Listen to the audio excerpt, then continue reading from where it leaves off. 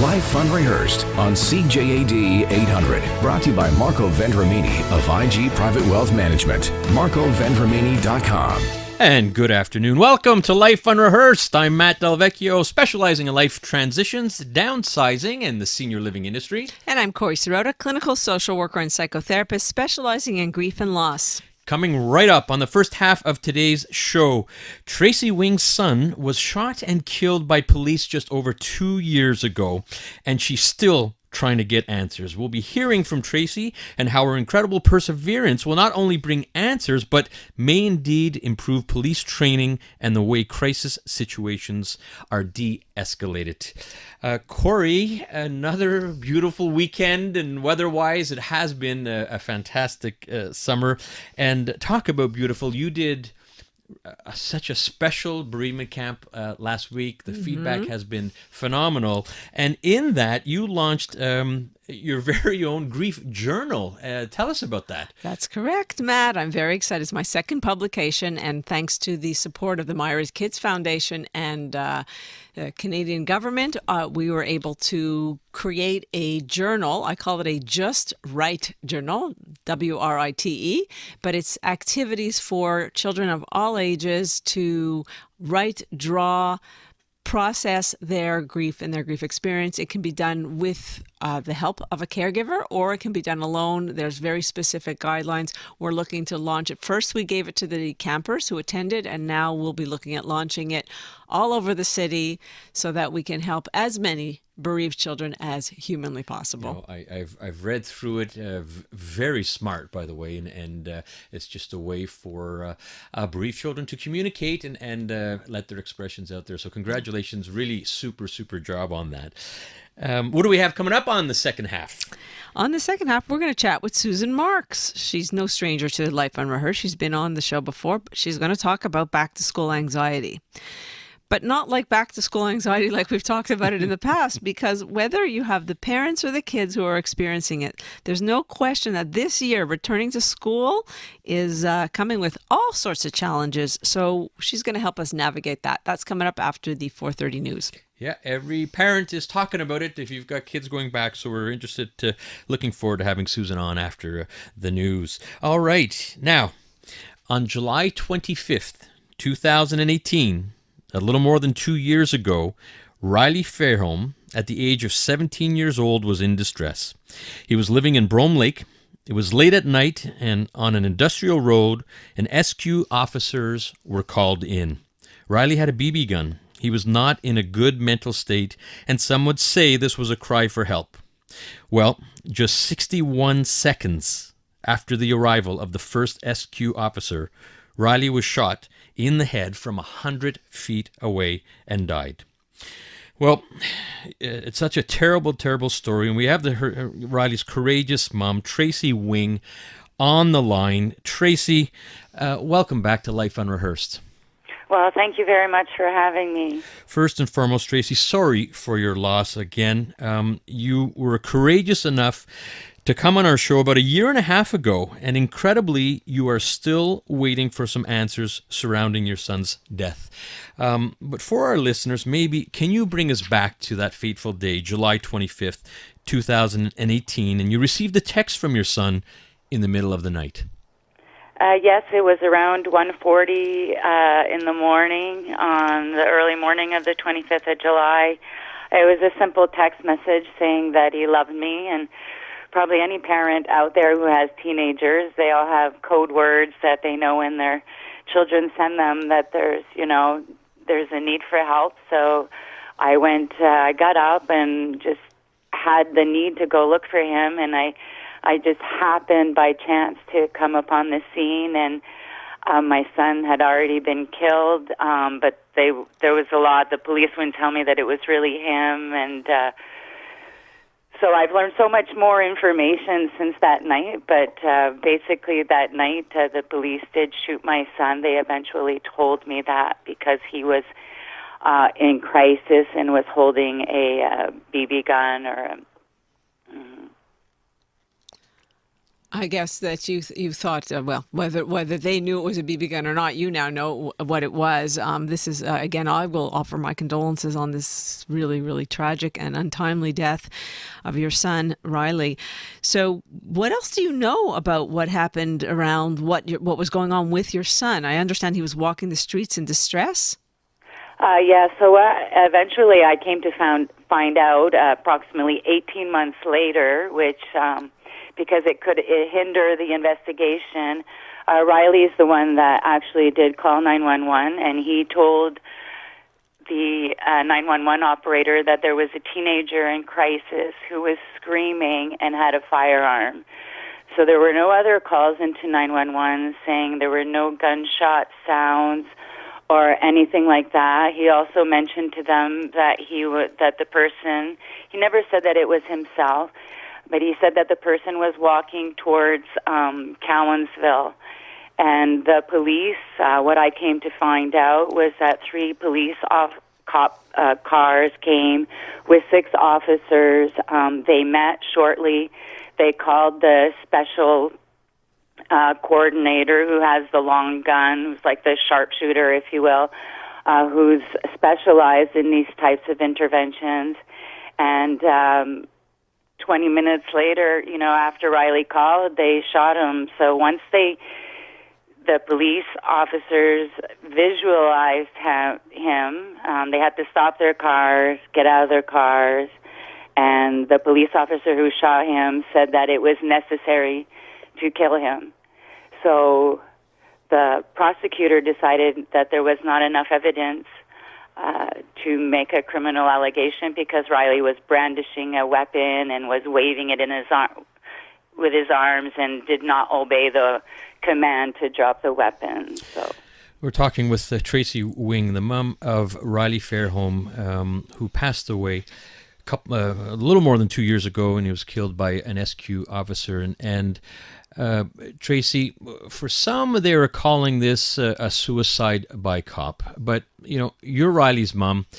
No one knows him better than you. And in your opinion, wasn't this a cry for help rather than a suicide by cop? Yeah, suicide by cops has always, even before and now, been it's a theory. I believe that it is a cry for help because someone who wants to take their life usually is not going to call the police thinking that the police are going to kill them. Riley wasn't threatening. Riley had started texting with his friends and posting on Instagram some, dark thoughts, I guess, around 11 o'clock, and he didn't call until 1:20. So it's 100%, in my opinion, that it was a cry for help and that it wasn't a cry that was heard.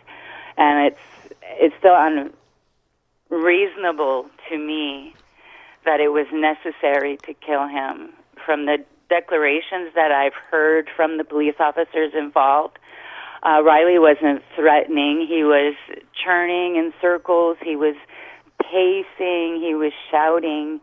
And in 61 seconds, no one negotiated with him, as far as I can tell, because you can't negotiate with someone who's screaming.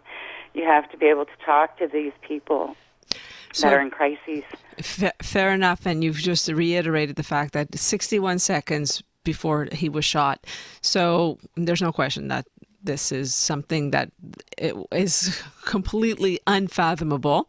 And now I understand you're really advocating for better training to just de-escalate crisis situations. Is that correct? Yes, absolutely. I have been since the beginning because it's easy to blame one police officer that, went rogue, or in my opinion, but there is zero accountability. There's zero inference that this intervention was poorly done from what the prosecutor says. She's not necessarily condoning it, but there was no question that this intervention was good, was well handled, I guess. And I think that there's so many other ways that you could approach an individual who was in crisis. They got too close to him. They were only 100 feet They didn't attempt to negotiate. They started barking orders right away. We know when anyone, whether they're brandishing a weapon or not, if someone shouts and you shout, well, it's just going to escalate the shouting. No one asked Riley how he was doing, what he was doing, what was going on. It was drop your weapon and all will go well. It wasn't even drop your weapon and we'll shoot or we'll shoot. It was just drop your weapon and all will go well. So I believe that the police, if they're becoming more involved in these types of intervention, there's more and more calls each day. They're always saying that as well, that I would think they would want to be better trained so that Absolutely. they don't have blood on their hands. Absolutely. I think you're advocating for this. Now, Tracy, we're going to head out to traffic, but the coroner's report, still after 2 years, is not out. We're going to talk a little bit more about these de-escalating issues that you think could drastically be improved, and we have to get some answers as to why the coroner's report is still not available. Live Unrehearsed on CJAD 800. Brought to you by Marco Vendramini of IG Private Wealth Management. MarcoVendramini.com. Welcome back to Life Unrehearsed. I'm Corey Sirota with my co-host Matt Del Vecchio, and we are talking to Tracy Wing about the untimely death of her son, who was killed by the police a little over 2 years ago. Tracy, the coroner's report, which determines the cause and the circumstances, is shockingly still not out after 2 years. Do you have any clue of when you can anticipate receiving it? No, not really. I was hoping to have it shortly after the BEI investigation, because the cause is it's easy to pinpoint. The coroner is the last step in an investigation when the police are involved. So I'm hoping by the fall, like late fall, December, I should have it. It's usually between 24 to 36 months. So that's how it goes. You just have to wait. All the information comes in. It trickles in. It seems to me that it's almost like a tactic that you'll get tired, and because every time you hear new information or you see new information, it's like, not necessarily reliving the death again, but just learning new information. You have to reassess, forget everything that you had imagined, and and then you're questioning yourself if it's all true, if it's all right, Well, I think they're messing with the wrong person to try to delay this as long as possible, Tracy. You are extremely courageous and perseverant. We know each other personally, and one of the things in our many conversations is you still don't know the name of the policeman who shot your son, and despite what he or she did, and to put it in perspective, this police person was 100 feet away, from what I understand. I don't think there were any other guns drawn. This was just this one particular police person. But I've even heard you say that you wonder if that particular person is also struggling through all this. Well, of course, because I can just imagine that, or just imagine taking a life of a teenager. It must be, I hope that he feels bad. I hope that he's not proud. I felt that a long time before I found out exactly what he said, and I'm really torn. He said that he waited too long because he feels that he put himself and his colleagues in danger and the town of Knowlton while he waited for Riley to cooperate or to obey his command. So, I would think that with a mentality like that or something, that he has to be struggling, because it's not just, it wasn't necessary to kill him. And if he truly believes that, I don't know if he's still on the job. I don't know if he's been transferred somewhere. I'm not sure, because they don't tell you anything. And it's not something that I'm expecting to find out. Yeah, no question. It's got to be very unsettling. That's Tracy Wing talking about the untimely death of her son, Riley, who was killed by police. I understand that I don't know what you're allowed to tell us, but we'll ask. You can tell us what you're allowed to. I understand you're looking for a private criminal to follow private criminal prosecution against the police officer. What needs to be done to make that happen? Okay, Okay, well, so I did meet with the prosecutor, and the prosecutor gave us some evidence. Like, she told us, I say she because we met with a female lawyer, and she gave us some evidence, which was basically just the declarations, and the police officer himself. And with that evidence, she felt that Article 25, which is in the criminal code for the police use of force, that he was justified in using lethal force. And when I read that he says it was necessary to kill Riley, I don't see in any of the evidence that she's given us, but we've had so little, that that's the case. So I feel that two people making that decision, that maybe there is a case there. So I'm going to gather the evidence that I have. I want to subpoena the police officers that were there. I do know the names of 3 of them, so I can subpoena them in order to question them. And from then, gather enough evidence and more evidence to present to a judge. So it's like a preliminary hearing. Like, I'm going to present my own case to a judge, which is not the prosecutor, it's not the Crown, it's really a judge, and ask him if he thinks there's a case, or her, if there's a case there, and if a jury could hear it, and, charge him with murder in the second degree, criminal negligence. That's my plan. Yeah, well, no, good for you for pursuing it. I can't imagine as a parent having to go through what you're going through, and now to go through this. We admire, Tracy, your courage and your perseverance.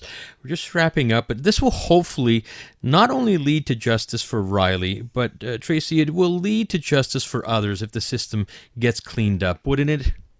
Of course. There are so many incidences where the police are just abusing their power, whether it's racial profiling, and I think the whole system needs to be cleaned up, and it's okay to say that it's not going quite well and that they can do better. I think they can do better. I think they want to do better.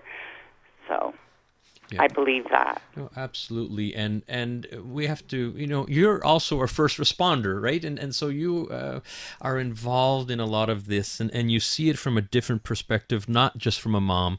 And good on you, Tracy. And on behalf of Corey and I and all our listeners, we wish you the best of luck in pursuing some more answers, and give you as much strength and continued courage. Well, I thank you very much for having me again. It's a pleasure to talk to you and your audience. Take care, Tracy. Thank you. Coming up, back to school anxiety. Susan Marks is going to talk about how parents are handling it and how they're helping their kids handle it. That's coming up after the 4:30 news.